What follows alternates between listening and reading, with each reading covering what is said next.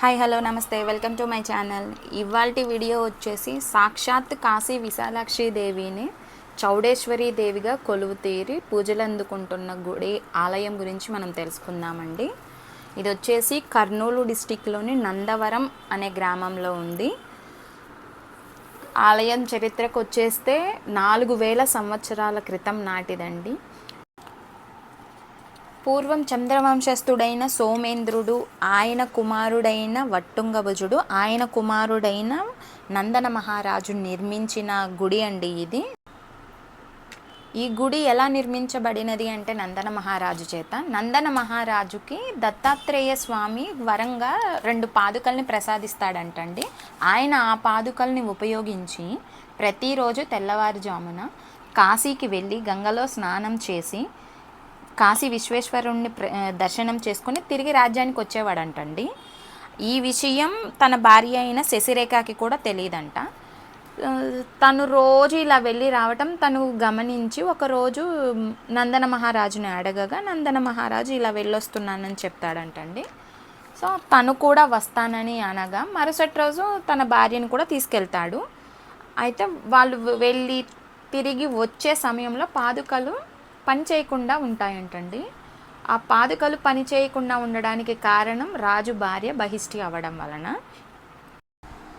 నందన మహారాజు తెల్లవారేసరికి తిరిగి తన రాజ్యాన్ని చేరుకోవాలని కాశీలోని వేద బ్రాహ్మణులను ఆశ్రయిస్తారు.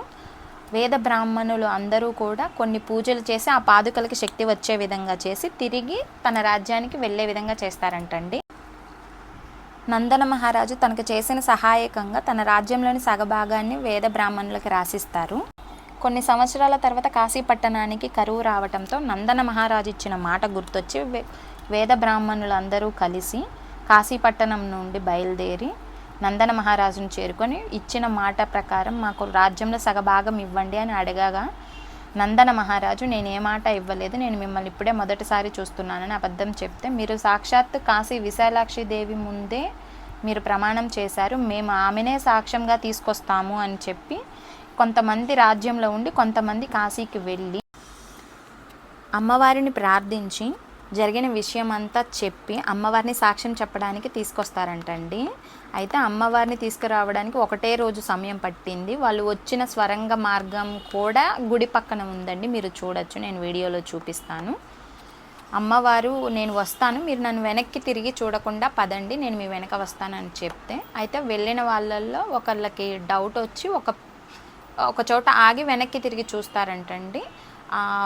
చూసినప్పుడు అమ్మవారు శిలైపోయారు ఉగ్ర రూపంలో ఉండి. ఆ ప్లేసే నందవరము.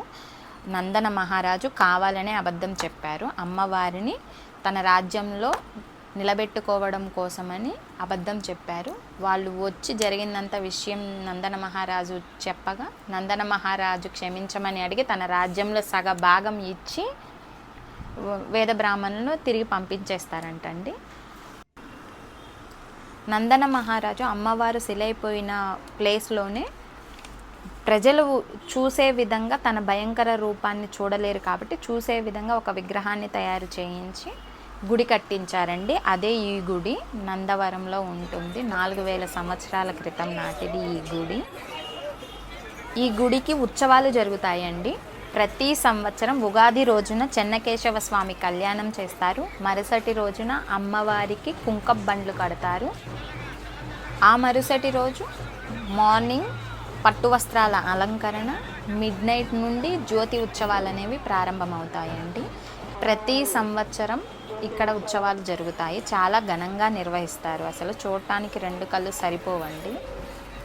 ఆంధ్రప్రదేశ్, కర్ణాటక, మహారాష్ట్ర, తెలంగాణ, ఉత్తర ఒడిస్సాలోని నేత కార్మికుల హిందూ సంఘం వాళ్ళు చౌడేశ్వరి దేవి యొక్క పుట్టింటి వారిగా భావించి ప్రతి సంవత్సరం ఉగాది రోజు నుండి స్టార్ట్ అయ్యి 5వ రోజు వరకు ఇక్కడ ఉత్సవాలు నిర్వహిస్తారండి. ప్రతి సంవత్సరం ఘనంగా నిర్వహిస్తారు. మొదటి రోజు కార్యక్రమాన్ని రాయబారం అంటారు, 2వ రోజేమో జ్యోతి మహోత్సవాలు, 3వ రోజు రథోత్సవం, 4వ రోజు తిరురథోత్సవం, 5వ రోజున వసంతోత్సవం చేస్తారు అమ్మవారికి. ఇక్కడ చాలా ఘనంగా నిర్వహిస్తారు.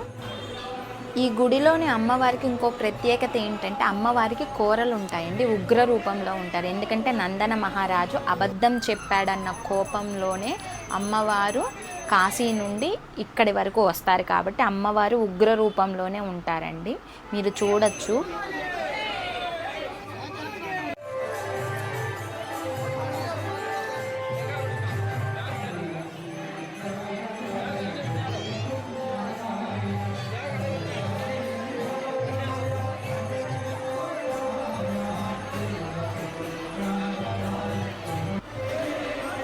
ఇక్కడ కనిపిస్తున్న ఈ వృక్షానికి ఒక ప్రత్యేకత ఉందండి. అమ్మవారు వచ్చేటప్పుడు అమ్మవారి చీర కొంగుకి తట్టుకొని వచ్చిన వృక్షం అండి అది.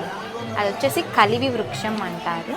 ఇది ఒక కాశీలోనే కనపడుతుంది, ఇంకెక్కడా కనపడదంట ఈ వృక్షము.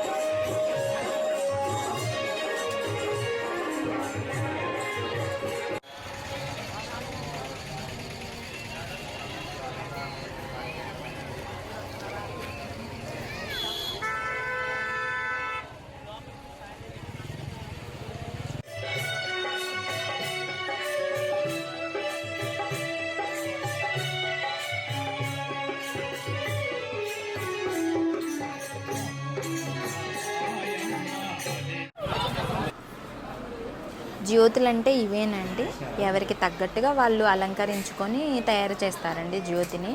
జ్యోతి అంటే ఏమిటో కాదండి, పెద్ద ఒత్తిని ఆవు నెయ్యిలో ఒక రోజంతా నానబెట్టి ఆ ఒత్తి నిలబడాలి కాబట్టి గోధుమ పిండిని పాకం పట్టి పిండిని ఒక స్క్వేర్లో కానీ రౌండ్గా కానీ తయారు చేసుకొని ఆ ఒత్తి నిలబెట్టి ఆ ఒత్తి చుట్టూ పిండి పెడతారు, దానినే జ్యోతి అంటారు. దాని చుట్టూ డెకరేషన్ అనేది ఇంకా మనకు నచ్చినట్లు మనం చేసుకొని ఆ జ్యోతిని నెత్తిన పెట్టుకొని తయారు చేసిన దగ్గర నుండి అమ్మవారి గుడి దాకా తీసుకెళ్ళాలి. ఎవరైతే మొదట ఎత్తుకుంటారో ఆ జ్యోతి దించే సమయంలో కూడా అమ్మవారి ముందు ఉండే నిప్పుల గుండం తొక్కి అమ్మవారి ముందు ఆ జ్యోతిని దించుతారండి. ఇక్కడ ఎవరో మొక్కుకున్నట్లున్నారు, అన్నీ ఒకే విధంగా తయారు చేసుకున్నారు చూడండి.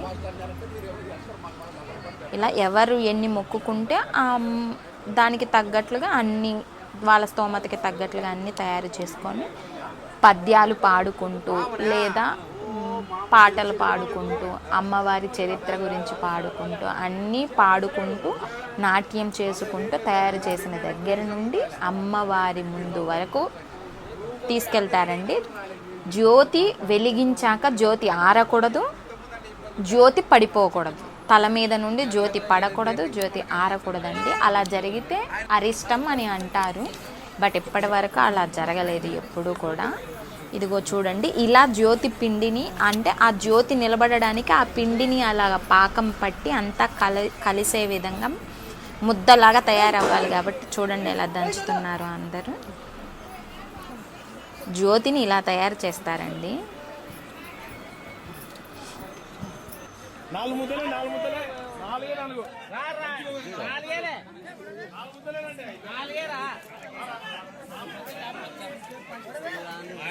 సామ్రాజ్య అధినేత